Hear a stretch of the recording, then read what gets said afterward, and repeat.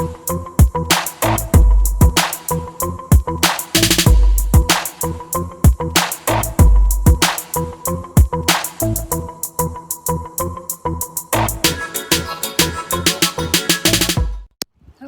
my Facebook, Instagram, and YouTube friends. Daisy Daniel here, coming to you live every Monday and Thursday, 12 p.m. U.S. Eastern Time, to do a read and reflection from the book, The Language of Letting Go.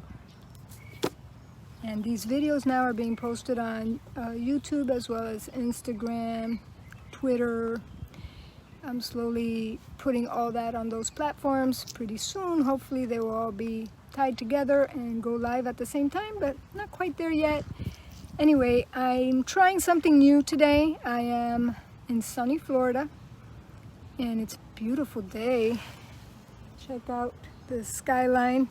Beautiful. I'm at a park, and first time at this location doing a Facebook Live, so it's kind of beautiful, but I hear different animal sounds. So I've heard like goats, I've heard chickens, I've heard dogs, but it just reminds me of life. So that's awesome. For those of you that don't know me, my name is Daisy Daniel, and I'm a personal resilience life coach, teacher, and vlogger. Love to do public speaking as well and just help people. I share content on different things, share awareness on abuse and abuse issues especially is what I like to talk about, but I do share awareness on different things. Hey there, my friend. So good to see people.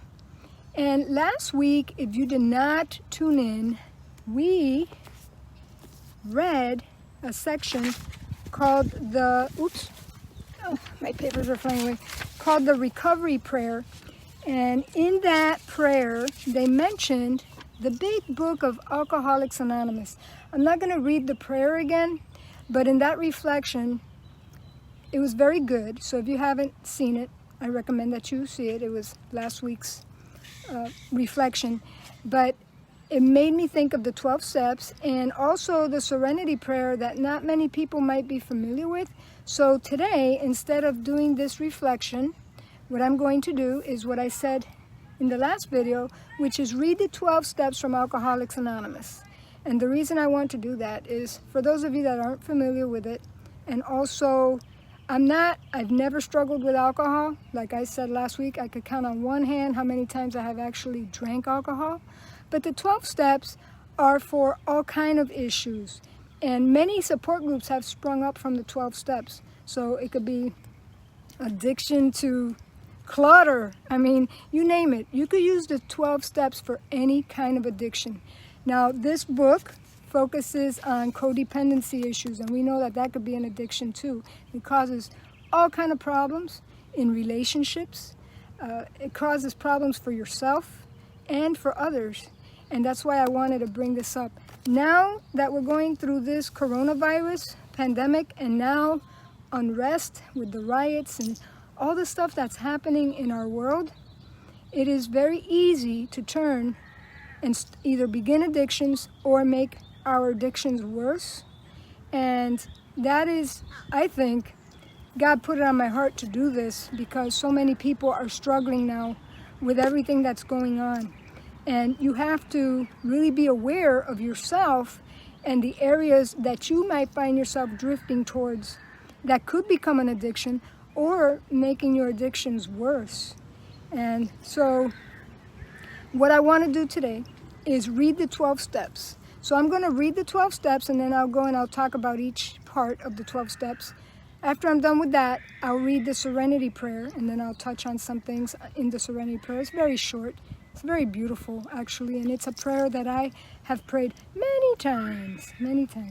Now, the 12 steps I'm a little familiar with, but I didn't read them this time because I wanted to be impromptu again, but I'm kind of familiar with, the steps, but I don't have them memorized. So let's begin, shall we? All right. The 12 steps of Alcoholics Anonymous. And I'm just going to read right through them. Number 1, we admitted we were powerless over alcohol, that our lives had become unmanageable. 2, came to believe that a power greater than ourselves could restore us to sanity. 3, made a decision to turn our will and our lives over to the care of God as we understood Him. 4, made a searching and fearless moral inventory of ourselves. 5, admitted to God, to ourselves, and to another human being the exact nature of our wrongs. 6, we're entirely ready to have God remove all these defects of character.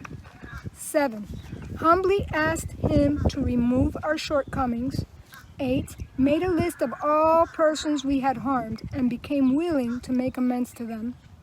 9, made direct amends to such people wherever possible, except when to do so would injure them or others. 10, continued to take personal inventory, and when we were wrong, promptly admitted it. 11, sought through prayer and meditation to improve our conscious contact with God as we understood Him, praying only for knowledge of His will for us and the power to carry that out. 12, having had a spiritual awakening as the result of these steps, we tried to carry this message to alcoholics and to practice these principles in all our affairs. All right, very good. And if you have not, I said this last time, but if you have not seen the movie When Love Is Not Enough, it is about the wife of the man, one of the men that wrote the 12 Steps, the big book of alcoholics, and how she was actually upset when he had a spiritual awakening and ended his addiction. You know, his spiritual awakening is what caused him to turn away from alcohol and helps so many people. To this day, Alcoholics Anonymous is a very strong support group, and many other support groups have sprung from it. But she was upset because she couldn't believe that her love was not enough for him to change, that he needed to have a spiritual awakening in order to change. And you talk about codependent. When you're that codependent that you're not even happy when your husband changes, when he has a spiritual awakening. But that's what happened to her, and the movie describes it very well. Of course, she changed her mind at the end, and she started Al-Anon, which is a support group for codependents. And it's an amazing movie. I've seen it like 3 or 4 times. So let's start with step number 1. We admitted we were powerless over alcohol, that our lives had become unmanageable. Okay. I've never had a problem with any chemical addiction, none. So here, you could put your addiction, whatever that is, put that in there. Instead of alcohol, let's say you're addicted to, I don't know, food. Whatever your addiction is, put it there. You admit that your life had become unmanageable. That thing you're addicted to is controlling you. You're not controlling it. Number 2, you come to believe that a power greater than ourselves could restore us to sanity. Okay, I personally am a Christian. I know many people have believed different things, and the 12 steps leaves it open for you to believe whatever you want to believe. They left it very open. But a power higher than yourself could restore you to sanity. I totally believe that. So I became a Christian at the age of 15 because I saw the transformation in my mother's life, who really made a huge turnaround, and that caused me to want to become a Christian. And so I do believe whatever addiction we have, whatever things we're going through in life, our God is the one that could ultimately help us the most. Life coaches could help you, counselors could help you, but really, I believe God is the ultimate one. That's step number 2. Number 3, made a decision to turn our will and our lives over to the care of God as we understood Him. So right there, we are going to ask God to show us what it is He put us on this earth to do, and give ourselves over to Him to help us accomplish that. Number 4, made a searching and fearless inventory of ourselves. Okay, this is a very important step, because unless you take inventory of yourself, of your wrongs, of your weaknesses, of the areas that you need to fix, you're never going to fix them. And codependents are very good at seeing everyone else's problems, but they're not good at seeing their own problems. And that's why they're codependents. And so you have to have a fearless moral inventory. Take a fearless moral inventory of yourself. 2 videos back, one of the reflections was about balance. That was also a very good reflection, because there she listed about 8 areas in your life that you should really consider whether or not you're balanced in. And after I was done with the reflection, I went and I did the exercise for myself, and I was shocked, because some of the areas I thought I was really strong in, when I really took inventory of that, the fact is I really wasn't as strong in that area as I thought. And so now I have a plan. Now I have a plan to balance the scales a little bit, right? And when you're just doing life and you're living in your mind, you think everything is balanced.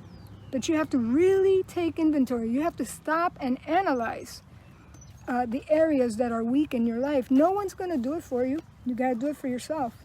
And then take action to change it. So that was step number 4.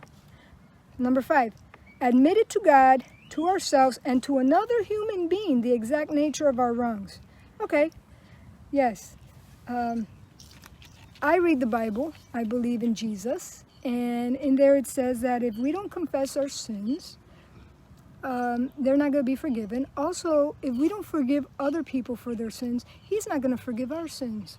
So here she's saying, admit to God and to myself and to another person the exact nature of our wrongs. Okay, so I know, for instance, Catholics confess to priests, and they go and they tell them, the wrongs they've done. But I think what she's trying to get at is that you admit it to yourself and to God, but then you also bring someone else into the picture and tell them what you've done wrong, for them to hold you accountable. And accountability is a beautiful thing, especially if you have wronged them. If they're the people you have actually wronged, you should go to them. And I think that's one of the other steps. So I'm not going to get ahead of myself. Number 6, we're entirely ready to have God remove all these defects of character. So we recognize we have these weaknesses, we have these issues and areas that we need to be stronger in, but we recognize that we can't do it totally on our own. When I hear life coaches saying, there are some life coaches that really think they're like all powerful and, godlike.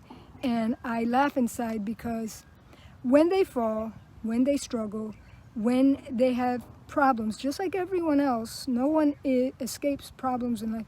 They don't talk about that. They just talk about, you have to be aggressive, you got to go after it, you got to do this, you got to do that. And they seem so up there. But I know they're not, because nobody has it all together. Nobody. So,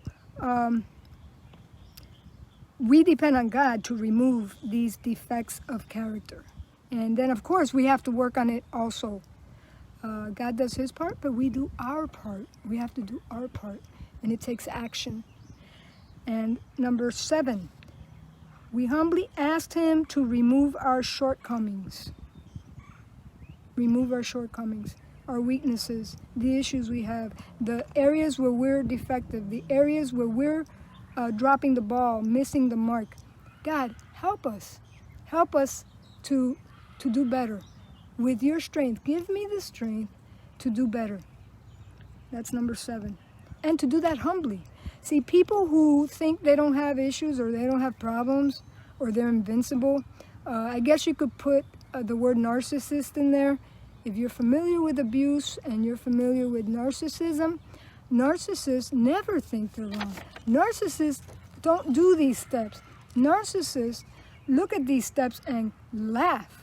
They think it's ridiculous. They don't ask for forgiveness ever. They never admit to any wrong.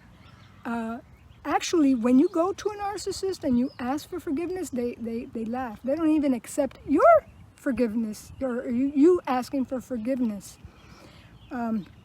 So think of what a narcissist is and strive to do the opposite, to be the opposite of a narcissist, because they don't do any of this stuff.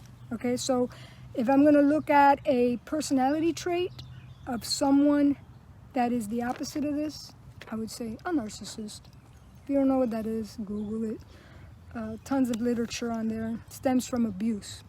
All right, number 8. Make a list of all persons we have harmed and became willing to make amends to them all. Wow, right there. You sit down with a piece of paper and a pencil. You write down all the people you have harmed. 1, 2, 3, 4. Name them. Put the names. This takes work. This is called doing your personal development work. Then you go to them and you make amends. You ask for forgiveness. You say, look, I really was wrong when I did this. I've done that many times. And when God brings something to my memory of something I did wrong, whether as a parent, as a wife, as a daughter, I go back and I make amends. I remember one time, my ex-husband and I used to teach these parenting classes, which I'm totally against now, and I will blog about it and I will write about it because I'd hate for other people to take those classes. But we actually taught them in our church. And after I separated from my ex-husband, I went back to every pastor that we taught that class in. I physically called on the phone, every person that I could remember that was in the class, and I asked for forgiveness because I did not want to be associated with that, because that particular curriculum that we taught, and I will talk about that specifically in another video, I was so badly affected from it, my family was so badly affected from it, that I don't want anyone else to go through that. So that's a very important step, to recognize when you do things wrong, because we do things wrong too. And you know what? If the other person doesn't forgive you and you go to them, that's between them and God. That's not your issue. That's not your issue. But you do what's right. You be a role model and you do what God tells us to do, right? Number 9, make direct amends to such people wherever possible, except when to do so would injure them or others. Okay, so right here is exactly what I was just talking about with step 8, but she took it a step further. She says, do that when possible. Okay, so let's say, you really feel guilty because you were bad to someone that's no longer here. You did some stuff and that person's no longer here. They died and you have all this guilt. Ask God to forgive you, and then you could leave it at that. It's not possible for you to talk to the person anymore. They're no longer here. She says, so make direct amends to such people whenever possible. She doesn't say this. This is the 12 steps, okay? Except when to do so would injure them or others. I think, there are times, even specifically in abusive relationships, there are times where you could try to talk to the abuser and try to settle things. And, a codependent really wants things settled, They want to know that things were finalized and things were settled. But sometimes in abusive situations, ask God to forgive you for the role you played and let Him take care of the rest. If it puts you in harm, it puts you in a dangerous situation where they could hurt you even more, because chances are if they're an abuser, they're going to laugh at you anyway. They're going to crack up at you asking for forgiveness because they think you're crazy. So they're not hearing what you're saying. They could care less about what you're saying. So don't do it if you think it's going to injure them or others, okay? But most of the time, when you ask for forgiveness, it does bring healing to everybody involved. People that are sane, people that could reason, that's what it does. It does that to them, okay? People that are healthier, But like with a narcissist, they're not very healthy people. They're very toxic people. So doing these steps with a narcissist could prove to be a waste of time. But you do what you feel you need to do. Number 10. Continue to take personal inventory, and when we were wrong, promptly admitted it. All right? That means after I do my list and I ask everyone for forgiveness that I wronged or that I remember, I will continue to do that the rest of my life. I'm not just going to do it one time, okay, I'm done, forget about it.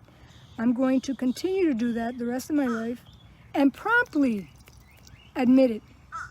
Promptly you know. Pride makes you want to think that you never do anything wrong, that it's never your fault. That's pride.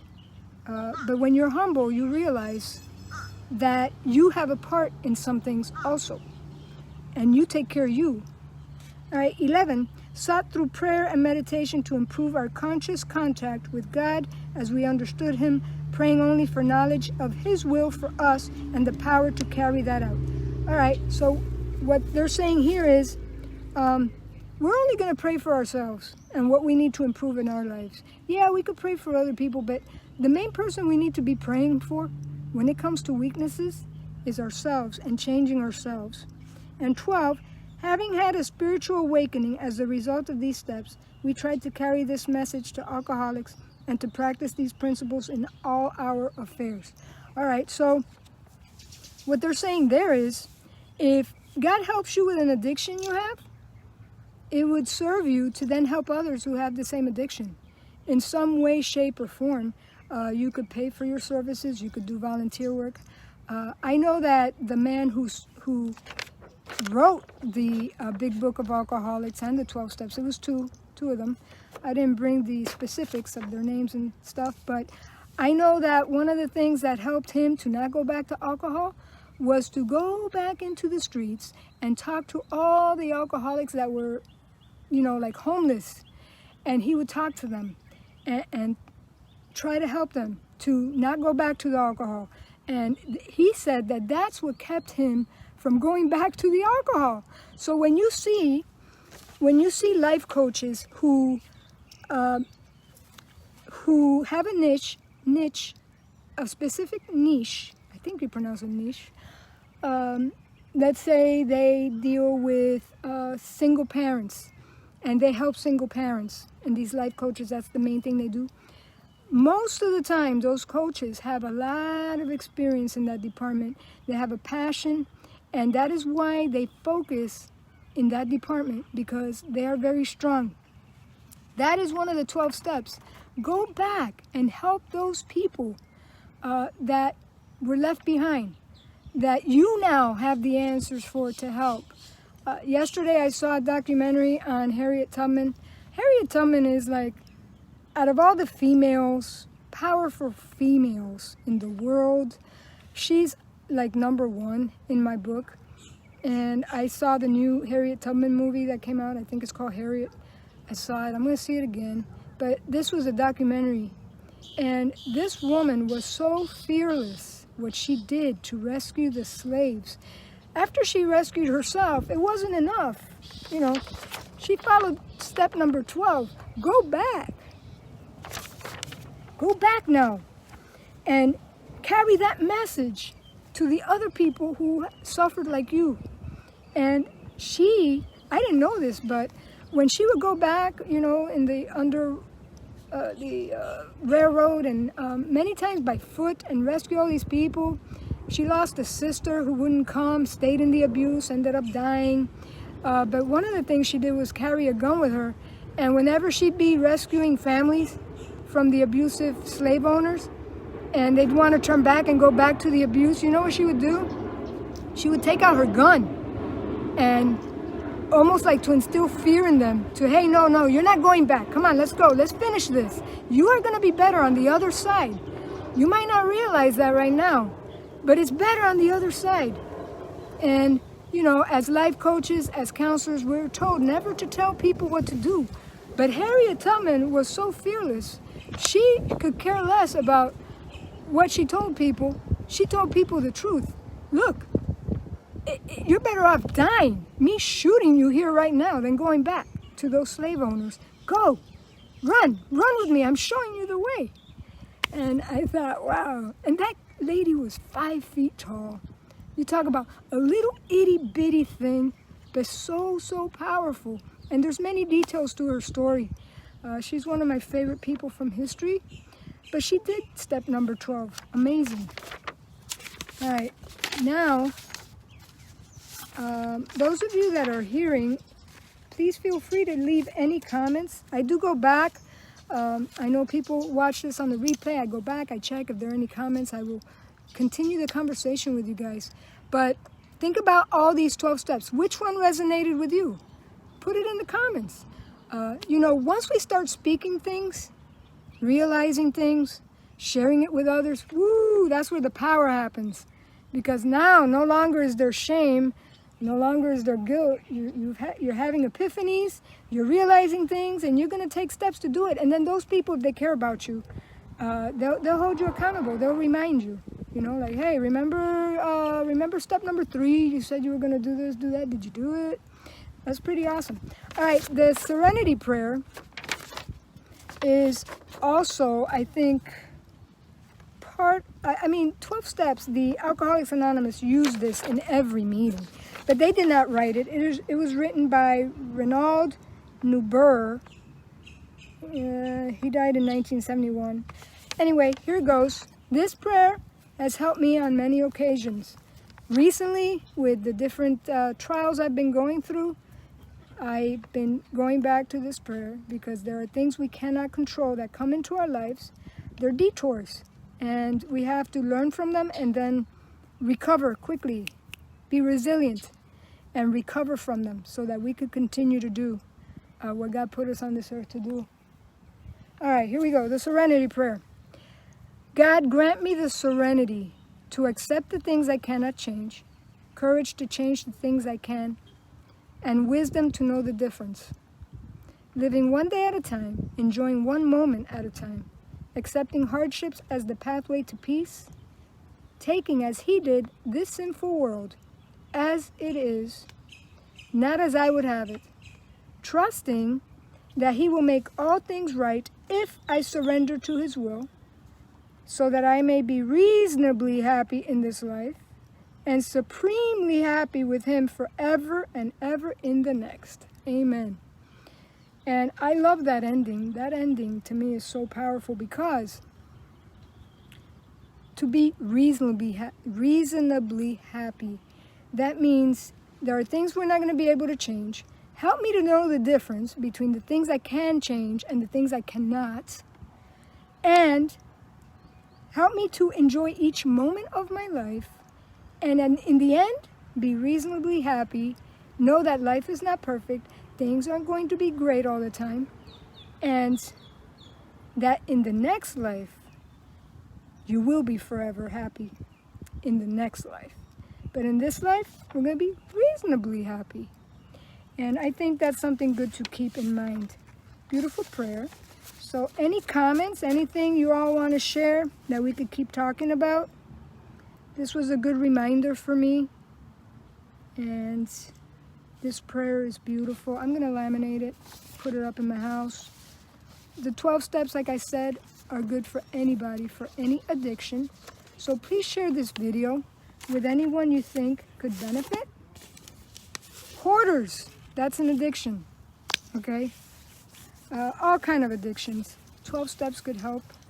And for those of you that have been on my website, please visit it. It's www.mymomentlc. LC stands for Life Coaching. I'll put it in the notes. And I'm going to be coming to you with much more content, more awareness about important issues. And if there are no comments, we are going to end this. But I just want to thank you for tuning in. Thank you for watching. Please share. And I hope you have a great day. Look at this view, guys. Beautiful day in sunny Florida. All right. Thank you for joining me. God bless. And I will see you on Thursday. Love you all. Bye.